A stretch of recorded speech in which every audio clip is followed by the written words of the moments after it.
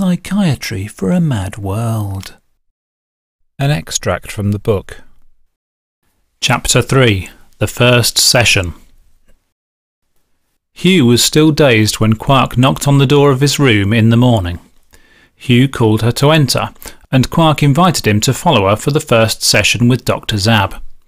He followed quietly and nervously, staring around at every inch of the ship's corridors. They arrived at Dr. Zab's consulting room. Good morning, Hugh. Do come in. Take a seat," said Zab. Hugh nodded slightly, stared around trying to get his bearings, then sat on the comfy chair opposite to where Zab was sitting. Quark left them to their work.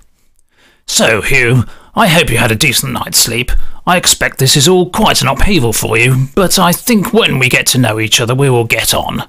Are you ready to tell me about you and your planet?" Hugh shook his head and said nothing, shaking slightly. Said Zab, as his middle eyebrow furrowed somewhat.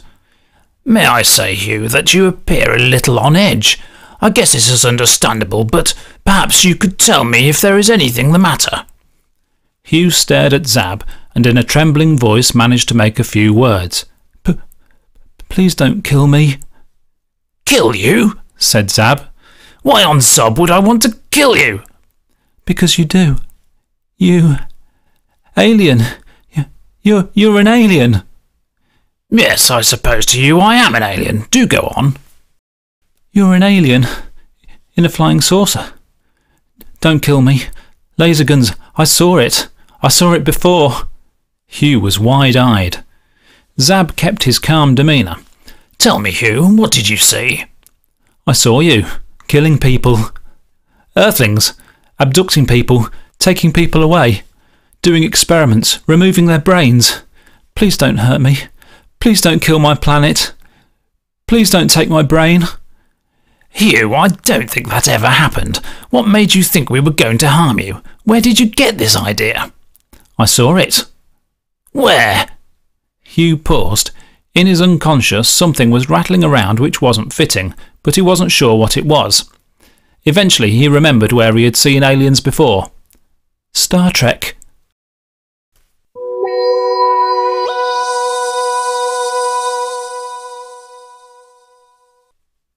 Hugh was still rather bewildered as he sat in the consulting room at the end of the session, watching Dr. Zab write in a little notebook. The book had a black fabric cover with a small picture of a gold chalice. Hugh watched with confusion until eventually he asked timidly, "What are you doing?" Zab lifted his pen, tugged his beard and looked to Hugh. I'm sorry. I'm just making notes. I need to remember how the therapy is going when we come back to it next time." Zab smiled at Hugh. Hugh was concerned about what was being recorded. "Can I see it?" he asked. Well, not just yet. I think we will have to look at the notes when we're a bit more ready." He smiled again, trying to reassure Hugh that there was nothing to worry about. Hugh remained concerned, but was rather too scared to insist on seeing the notes.